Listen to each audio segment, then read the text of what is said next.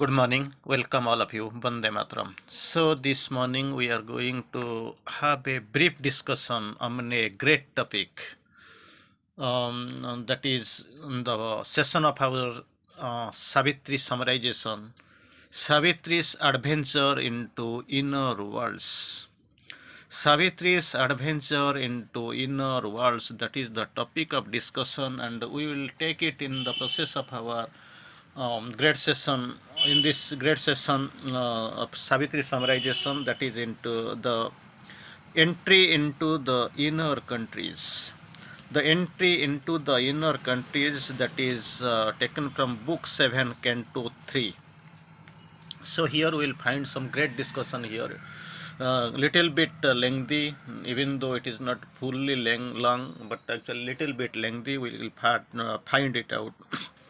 At first, out of the busy hum of mind, this has been stark, hushed emptiness became herself. At first, out of her busy hum of mind, as if from a loud thronged market into a cave, loud thronged market into a cave, by an inward moment's magic she had come. By an inward moment's magic she had come. A stark, hushed emptiness became herself. How it changes really.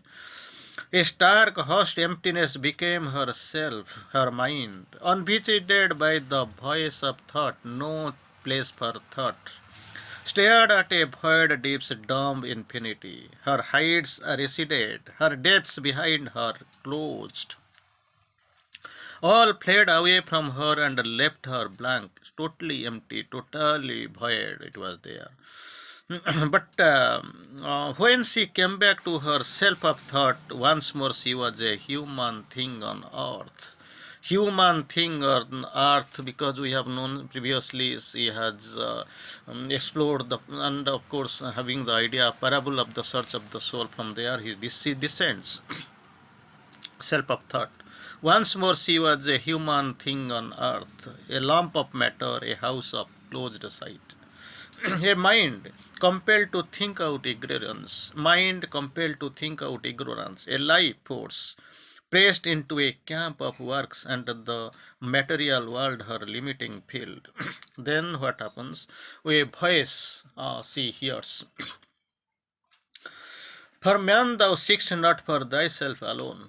You have not come for thyself, for yourself. You have got a vision, you have your mission. You have come to this dangerous, ruthless, and struggling world for men to uplift this the fate of this suffering humanity. So this voice is there. For man thou seekest not for thyself alone, only if God assumes the human mind and puts on mortal ignorance as his cloak, then makes himself the dwarf with triple stride, can he help man to grow into God? So God can help, but his conditions are there. Only if he assumes the human mind, puts on mortal ignorance for his cloak, and make himself dwarf with triple stride, then only God can help man. As man disguised, the cosmic greatness works. Man disguised, as he is disguised, the cosmic greatness works and finds the mystic inaccessible gate and opens the immortal's golden door. So this is the condition, God's help condition criteria, and man's problem here. So man human follows the in God's human steps. So what is your role? What for you are here? What is the mission of and purpose of your arrival? Accepting his darkness, thou must bring to him light. Accepting his darkness of the human being, thou must bring to him light. Again, same repetition. Accepting his sorrow, thou must bring to him bliss. In matter's body, find thy heaven-born soul. In matter's body, find thy heaven-born soul. So then she is rushing, trying to rush inside, because it is the entry into the inner chamber. The first voice, formidable voice, cried from within, back, creature of earth, lest tortured and torn thou die. That was a great formidable voice. It has been heard in the initial moment. Then she forced her way through body to the soul. Across a perilous borderline she passed where life dips into the subconscious dusk or struggles from matter into the chaos of mind. So, again we can find she crossed through the spaces of a secret self and trod in passages of inner time. Passages of the inner time. At first, a difficult narrowness was there, a process of uncertain powers and drifting walls. Through these great barriers, she is adventuring into the inner countries. And again, this was the sense instinct void of soul, or when the soul sleeps hidden void of power. But now the vital goddess wakes within and lifts the life with the supernal touch. We can find there later on. We can find the processes Sri Aurobindo quotes. Then all grew still and empty. She was free. A large deliverance came. A vast calm space. While she moved through a blank tranquility of naked light from an invisible sun. So, for body without mind has not that light. For body without the mind has not the light. The rapture of spirit sense, the joy of life. All then becomes subconscious and tenebrous. And then inconscience puts its seal on nature's page. So later we can a little bit go forward and find the great description by the master Serum the corns.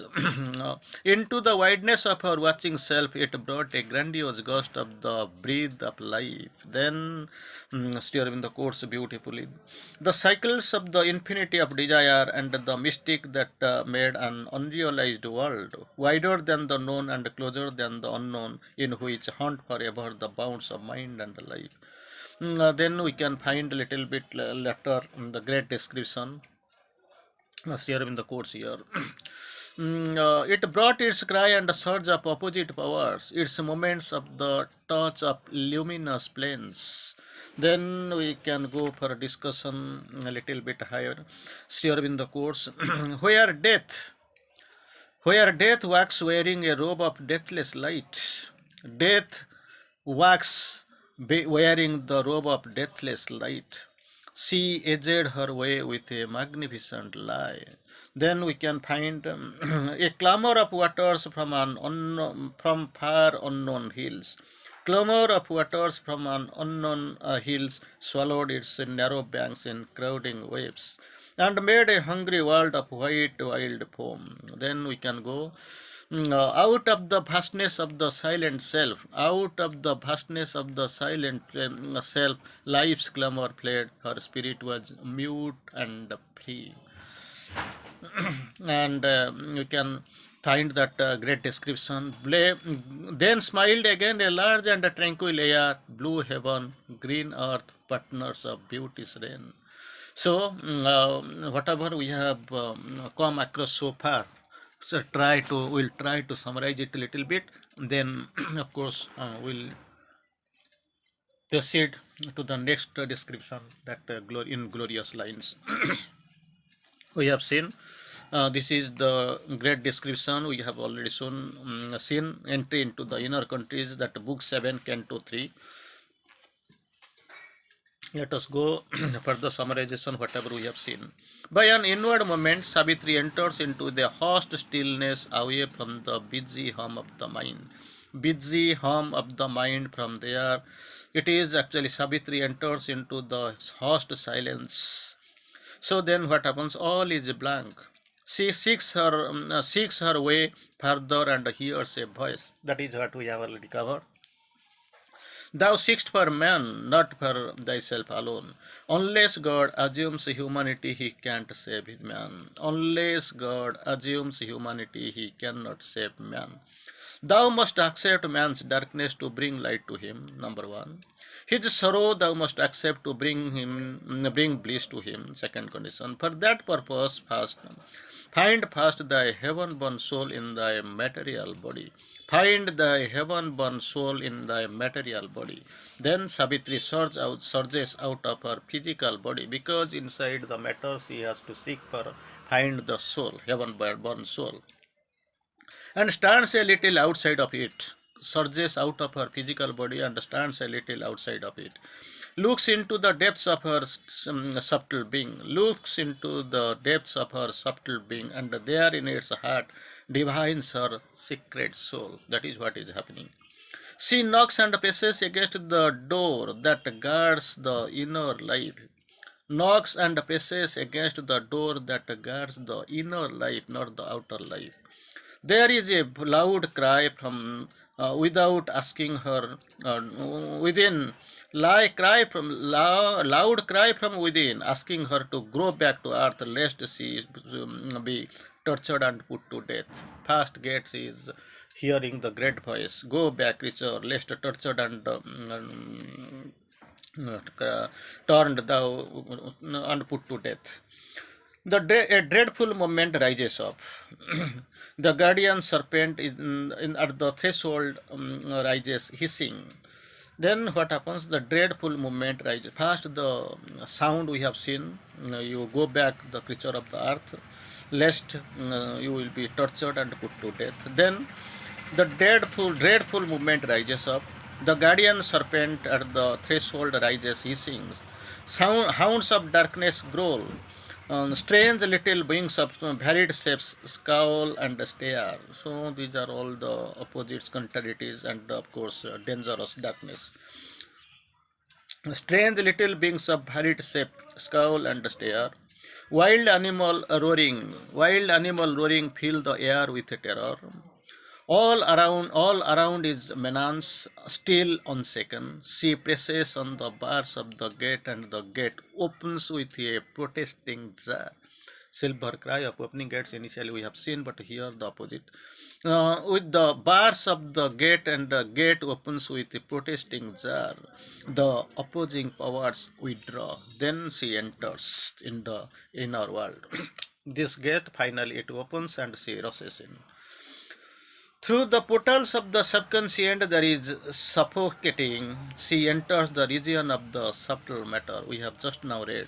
She enters the region of the subtle matter and forces her way through the body to the soul. Through the body to the soul, already we have seen, we have gone through. At first, it is all chaos. Life is struggling to emerge from matter into some incipient mind. Difficult, struggling to emerge from matter into some incipient mind. Nothing is firm, all is drifting, uncertain, initial stage. After a while, during which she walks into the corridors of the inner time. First, after the first stage, next stage. After a while, during which she walks into the corridors of the inner time, she breaks out into the realm of forms, of the beginning of the finiteness of the world of the senses, beginning of finiteness, world of senses, but the soul is not there. You can find soul was not there. All is the clamor of life, voices, visions, movements around. All is no soul, no, not presence of soul you can find. So all is the clamor of life, voices, visions, and movements around abound. But without any directing will, life's powers attempt to pull down a region from its seat so that it could reign unfettered in the sense world. It was, of course, described as a sense world. So, this is the life's power attempts to pull down regions. With the regions, it can, of course, reign unfettered in its sense world. Savitri pushes away this threatened state. All is threatening, that sound scenario, vision, and all are threatening, but actually she pushes away and goes on through this dark, dangerous passage. Already we have seen dark, narrow, dangerous passage, fixing her thought on some savior name. Then comes the deliverance. Initially, all diversity, all obstacle, all barrier, all threatening, and as she passes on, she there comes a deliverance. All grows still, empty. She moves through a blank tranquility, a vacuum of nameless peace. Initially, there was actually turmoil. There is class. Everything is actually contrary, resisting. But later, when she pushes through, she finds a blank, huge blank tranquility, vacuum of nameless peace. Then, slowly, another danger arises in the horizon. Second, next stage. Another danger arises on the horizon. A giant head of life with an uncontrolled force. Giant head of life with an uncontrolled force looms ahead. Like a turbulent sea, it breaks into the stillness of herself. A giant head of life with an uncontrolled force looms ahead. Like a turbulent sea, it breaks into the stillness of herself and floods her being with the just lust for power. Its cry of hunger, lust for power, cry of hunger, drawn from the well of the world libido. It seeks for the primitive joy of nature. Initial condition. It seeks for the primitive joy of nature. It dreams of the glory of life gods, dreams of the glory of the life gods, and the cycles of desire rises in this infinity. Cycle of desire. What? Glory of life gods. Then we can find primitive joy of nature, and of course not this ardor of life is not blunted by the weight of the earth, and as this force of life rises upward, there is a glow in the mind of life. So later we can find a glow of mind in the of life, the vital mind imitating the light of intuition, vital mind imitating the light of intuition and its infallibility. But it is a borrowed light mingled with the falsehood and error. It is a borrowed light. This light, vital mind imitating light of intuition, but it is a borrowed light mingled with the falsehood and error. Find letter. In those nether realms of life, all kinds of contraries are mixed up. All sorts of all types of contraries are mixed up. Truth and error, wisdom and ignorance, death and life, all the contraries. Truth and error, wisdom and ignorance, death and life are mingled in the valley of fleeting claims. Souls trapped in this region becomes agents of the life's desire. Souls trapped. Souls trapped in this region become the agents of life's desires, but not the masters, because it is still in the sleeping stage, it is actually imprisoned. Then some, however, warily passes across and reaches a greater life. Then somehow warily passes away, somehow. However, passes and reach the greater life. All these dreams put Savitri's vision. All these movements, these workings, this style and everything that actually streams past Savitri's vision. The storm and the roar subside and she breathes once again in a free and tranquil air. This turbulency initially, then turbulency, then peace. Again we can find some turbulency, desire and all. And later you can find she breathes once again free and tranquil air. She journeys on and steps into a brilliant ordinary space. Journeys on and steps into brilliant ordinary ordered space where life is tamed and uncontrolled. Life is tamed and under control. Her will and fancy curved, mind and sense govern the life force. Reason dominates with its rule of symmetry. The soul is enthroned on a bench of law. Change scenario, contraries, then peace, then later we can find something. She journeys on and steps into a brilliant order space where life is tamed and under control. Her will and fancy curved. Mind and sense govern life force. Reason dominates with its rule of symmetry. The soul is enthroned on the bench of law. Then later what happens really? We can find here. Wisdom is reduced to formula. Wisdom is reduced to a formula. The ample sweep of idea is caught into system and fixes its pillars of thought. Wisdom is reduced to just formula. The ample sweep of idea is caught into the system and fixed into the pillars of thought or clamped to the ground of matter. That is what the reduction, and it is coming to matter. The soul is lost in its heights. In its height, the soul is lost. Matter, you can find the governance of matter, ground of matter. Thought reveals in its abstractions. Reveals in its abstractions. Life's empire is forced into a scheme of region. Everything already we have seen that region, and region. Scheme of region. Its course is confined to a safe-level path. Course is confined to a safe-level path. It no more dares the adventure and soar too high or set the world afire. So there is no daring, only that limitation is confined. We can find only his scheme of regions, safe level path. Then we can find no more dares to adventure, to soar to the high or set the world afire. And again, under this dispensation of region, this region again, thought cannot fly too high or fast. Thought can't fly too high or fast. Life movements are severely cabined. Life movements are severely cabined. They are directed by a careful region. Life movements are severely cabined. They are directed by a careful region. Some calm will towards some chosen objective. Then life activity is not a spontaneous projection of the inner being. Not of the inner being, it is not a great projection. Life activity is not a spontaneous projection from the inner being. The soul is world by the limited ideas. Idea is limited and the soul is of course world, cabined.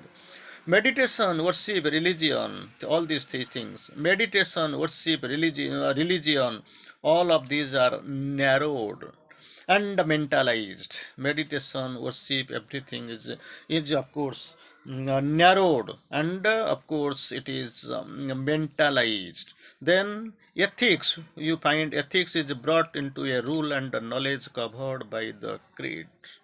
So this is the great scenario, and of course you can find the this thing. There comes the country of the thought mind. Again we can find there comes the country of the thought mind, where there is an air of final stability. There she is greeted by a being of imposing self-importance. Greeted by a being of self-importance, imposing self-importance, who welcomes her to that land of thoughts, finalities, and urges her to rest, and where alone she can find the perfection and the certainty seeking for self-imposing. A being, of course, is imposing everything on her, that here is the perfection, here is the certainty, you stay here, you can find it.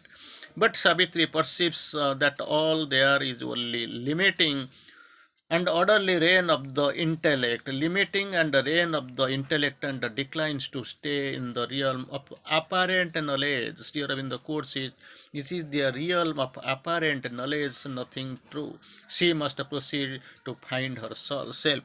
Here I can stay not for I seek my soul. Just see, you can find whatever is there we have seen so far. We will try to see Sri Aurobindo quotes. Life was consigned to a self-level path. It dared not attempt the great and difficult heights. Already we have seen. Even the idea's ample sweep was caught into a system chained to fixed pillars of thought. That's what also we have seen. Then we can find a winging of conscious spirit, a sacrament of life's communion with the still supreme. That already a mind sought to the cry and fire of love. A rational religion dried the heart. Worship mentality already we have seen. A rational religion dried the heart. It planned the smooth life's acts with ethics rules, or offered a cold and flameless sacrifice. The sacred book lay on its sanctified desk, wrapped in interpretations, silken strings, interpretation, movements, confines, imposition, a credo sealed of its spiritual sense. No spiritual, nothing was there.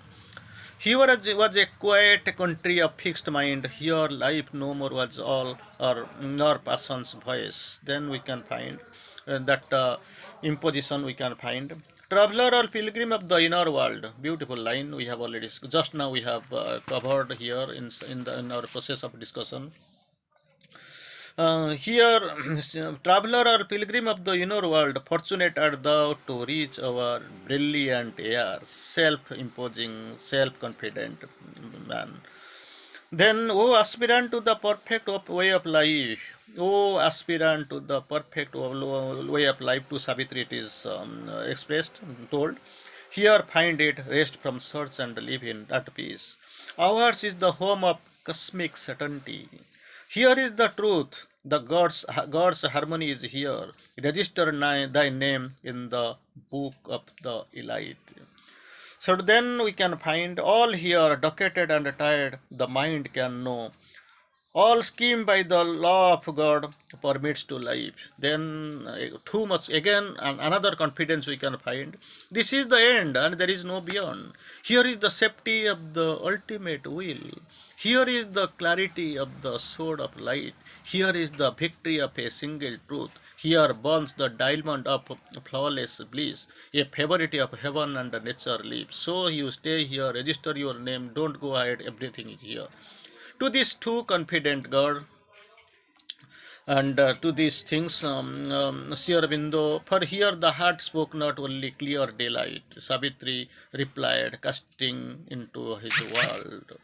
Savitri replies, happy are they who in this chaos of things, this coming and going of the feet and of time, happy are they, can find the single truth, the eternal law. Then, but what is this? Her problems here I can, but I must pass living the ended search. Here I can stay not, for I seek my soul. Then there is another reply. There is actual some whispers, some murmuring we can find. Passerby from the kindred spheres, each by his credo judged the thought she spoke.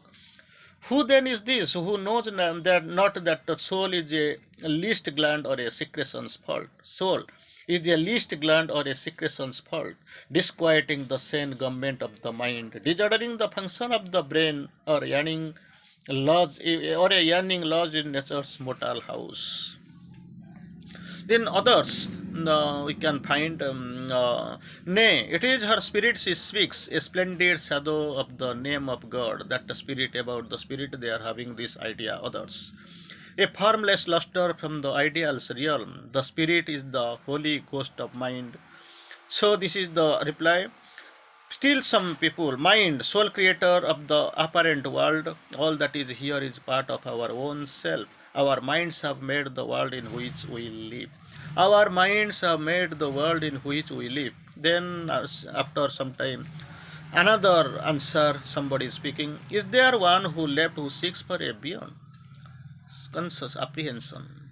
Still confidently speaking, is there one left who seeks for a beyond? Can still the path be found? Open the gate. So let us better summarize the things, then we'll go for the final concluding section. Some are astonished to hear, because she told, Savitri told, here I can stay not, for I seek my soul. Some are astonished to hear such questions. Some scoff at her talk of soul. They scoff of the talk. They can't believe. Everything is in apprehension. They just doubt it. And they consider to be and a small gland and a freak of secretion. That's what they feel. Soul is like this. It is a small gland or the freak of secretion. Some pity of ignorance is mistaking the spirit. Still some they feel this is the spirit of which they mistaking the spirit to be other than the creation of the mind, because mind is the sole creator, but the spirit probably it is mistaken, confidently said by some. Or, however, the mystic and unsatisfied eyes, still remembering his old unsuccessful quest, wonders, you can find still someone who seeks for a beyond. Still. Then Savitri goes on across her silent self. She comes to a road thronged with a luminous company of gods, goddesses, luminous company of gods and goddesses and beings rushing towards the world to save it. They found. She asks them the road to which she must tread to reach the birthplace of the mystic fire. Birthplace of the mystic fire, she is asking what is the road to reach on. The abode of her secret soul. One of them is answering in a very confined, very well defined manner, in a very accomplished manner. One of them replies to her that they all come from her own hidden soul. We have come from thy hidden soul, O Savitri. They are the occult gods and helpmen in their struggles. He asks her to follow the world's winding highway to its source, and she will find in deep and of course unfrequenced silence the silent soul she is searching for. This radiant God, the radiant being is confidently speaking and trying to help. Just follow me and find. I will show you the road that so that you can find the real fire and of course the silent soul within you. So we can find the real description, the true wordings of Sri Aurobindo in his golden inscription. O happy company of the luminous gods, reveal who know the road that I must tread. For surely that bright quarter is your home, to find the birthplace of the occult fire and of the deep mansion of my secret soul. Birthplace of the occult fire, deep mansion of my secret soul, where can I find? Probably you tell me the road that I must tread, for it seems, it is sure, for surely that this bright quarter is your home.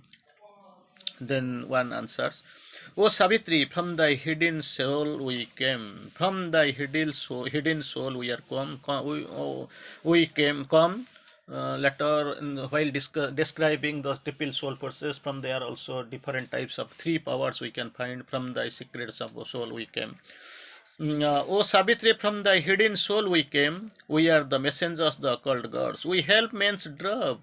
We help man's drab and heavy ignorant lives to wake to beauty and wonder of things, touching them with glory and divinity. We are the same gods. From thy hidden soul chamber we came.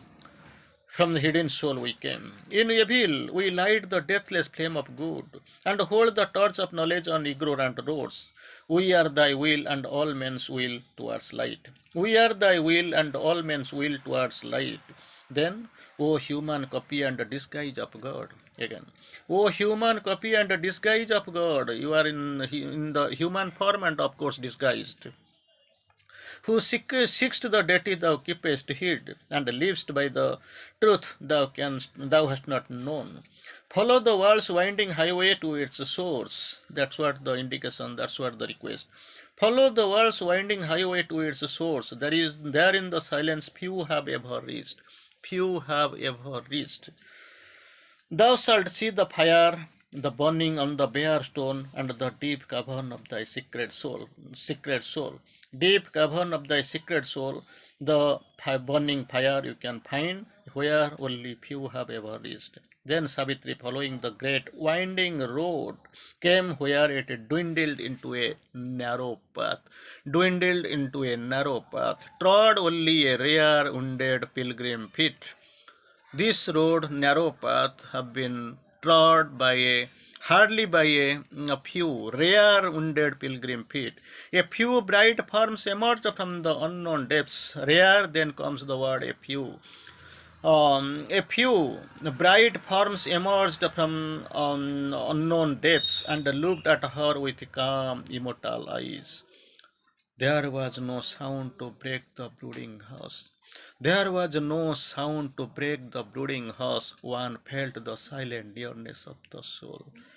So if this condition is actually entire and very much prominent, you just find that I am in the soul's way. There was no sound to break the brooding hush. One felt the silent dearness of the soul. Let us conclude in one or two lines at least with one line. Savitri follows the direction of the luminous God who has come from her hidden soul. Savitri follows the direction and enters the brooding hush where is felt the silent nearness of the soul. Following the direction and enters into the brooding hush where is felt the silent nearness of the soul. Again, a few bright forms emerged from unknown depths, trod only by rare wounded pilgrim feet, and looked at her with calm, immortal eyes. There was no sound to break the brooding hush. One felt the silent nearness of the soul. So this is the country, this is the adventure of Savitri into truly into her inner state, inner country she is traveling. Great experience, great truth, and of course a great adventure. Vande Matram.